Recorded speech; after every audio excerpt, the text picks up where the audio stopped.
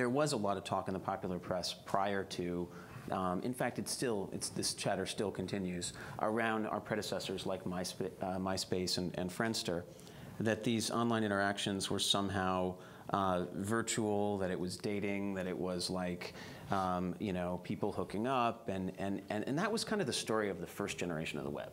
That was the sort of Web 1.0 story.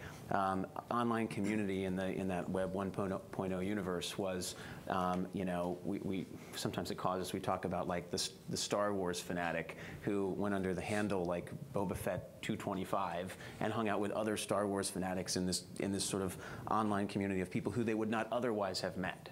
But you know, you fast forward to like 2002, 2003, and all the big problems on the internet big consumer problems appear to have been solved. So you've solved like the big retail problem, Amazon and eBay.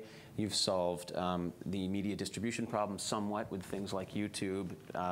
You know, Napster and digital distribution of music still hasn't quite been figured out, but Apple's made great progress in that direction.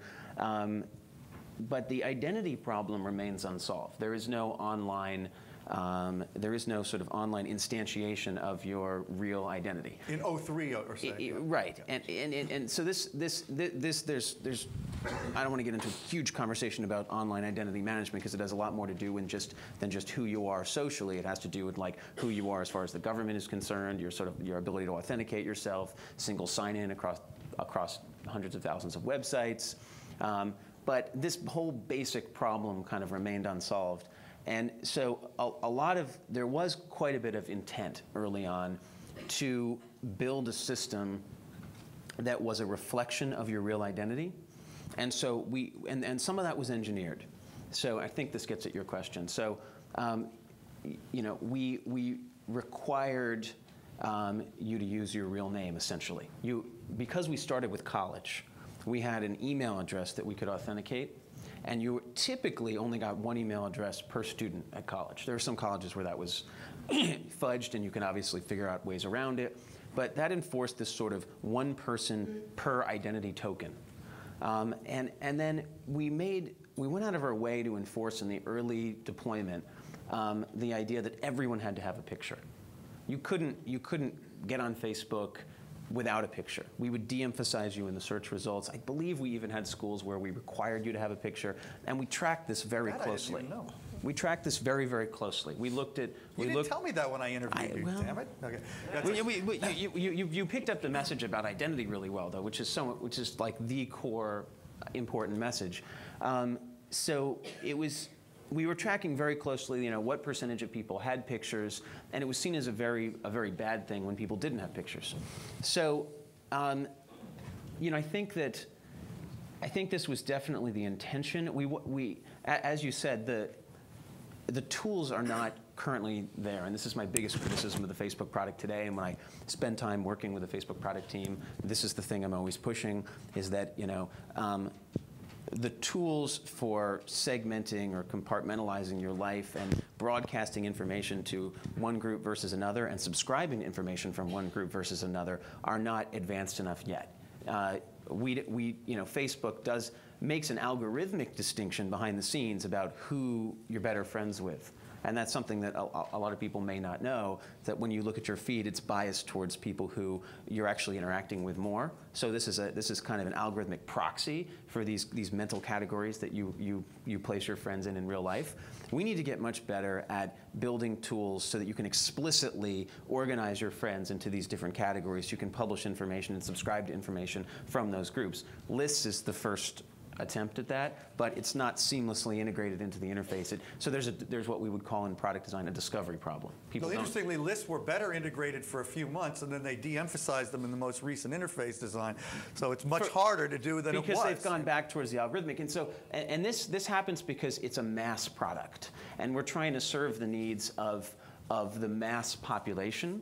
And it turns out it's much easier to use an algorithm that looks at the way people interact to make a judgment about what information you should see than it is to turn those tools over to everyone and get this very lopsided experience where some people have a good, you know, have a good clean information filter and some people are just getting noise because they're. That seems like a very key point. I don't think all of us understand the difference between the algorithm and a list.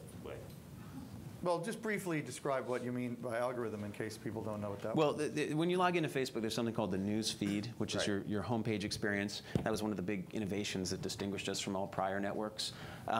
And the news feed is determined algorithmically. So you may have 500 friends, but you probably don't care about all 500 of those people. You care about a subset of them. And Facebook is looking at your interactions with people. You know, who's writing on your wall, whose wall are you writing on, you know, what information do you click on versus not click on, in order to make a determination about how that feed should be presented. Now, you can always go and look at the sort of real-time list of all of the information that's flowing into your feed. You know, but for many people, that would be unmanageable. The basic point is software figuring out what you see, or are you figuring it out yourself? You know, and it should be both, ultimately. And then, you know, kind of going back to your point about when you were introducing me, you were talking about, you know, we looked at the military. There was, in the early days of Facebook, MySpace had caught on, had, I think, over 100 million users at that point. Friendster had fallen by the wayside. They'd peaked at about 60 million users. The only markets, so I wanted to make a play in social networking, and the only markets that were open were these peculiar markets where the density of social connections was much, much higher, where you spent most of your time hanging out with the same type of people in a very dense and kind of environment where, so the two markets that were not on Facebook, and I only bring up the military as an example of kind of another market, but basically college kids and the military. And they have these similar characteristics where, like, the military people they leave home, they're hanging out only with other military people, they're on a military base or they're abroad. College, they leave home, they're sort of, you know, on a campus, hanging out only with other college kids. And these were like the two groups of people that we identified that were not using Facebook. And obviously, military would be a terrible place to start. Not using social networks at the time. Right, sorry, that's what I mean. Not using Friendster or MySpace. Right. So, you know, and you could ask yourself, you know, you could have a long sociological debate about why this is the case, and I could give you my theories, but the reality was it was just these two groups that weren't doing it. And college was the one that made a ton of sense, and military was the one that made absolutely no sense. So I emphasized college and started talking to these various kids who had built college social networks. Yeah, because there were other social networks at colleges that Sean identified and went and talked to also. But they just, you don't hear about them anymore because they all disappeared. Right. And you know, college is this unique time in your life where some studies indicate you have more friends, that you are more social than at any other time in your life. So it sort of, in some ways, was perfect. And you kind of ask yourself the question, well, why is it that college kids were not using social networks when they're so densely interconnected and so social? Well, it just turned out they weren't using MySpace, they weren't using Friendster, and there are probably socioeconomic reasons why that was the case. But college ended up being the perfect place to start, and then had this added bonus of helping us establish real identity. And that was at least kind of directionally the one thing that I pushed the hardest in the beginning of the company. If there was one philosophical point, it was that this needs to be about mapping, creating a fairly accurate map of your real-world interactions. It's not a perfect map, obviously. It's very fuzzy and and your real-life interactions are much messier, and you have acquaintances and real friends and best friends, and you know, and people who are transactional in your life, and people who are much more what you'd call a friend, you know, coworkers versus you know, old flames and old high school friends and all sorts. So it's this very messy set of interactions, and we don't do a good job at Facebook mirroring all of that messiness and complexity. But I think that's the fundamental challenge for the product going forward. Yeah. I have a question, because so you were talking about the kind of design decisions that helped reinforce this offline identity, and I just was curious about your thoughts about the friends list, because to me that also seems to serve a very important role in that it constrains what I say about myself. If I know 300 people are going to call me out, right, if I lie, and that's why online dating profiles, right, would be very different. Totally, yeah. Okay. This is very, very important, yeah. Yeah, so I mean, online dating profiles, and even MySpace to some extent. MySpace was or is a social network, but you know, people tended to You should have seen the thing I said in a recent talk about MySpace. It was all over Twitter, and it was somewhat embarrassing.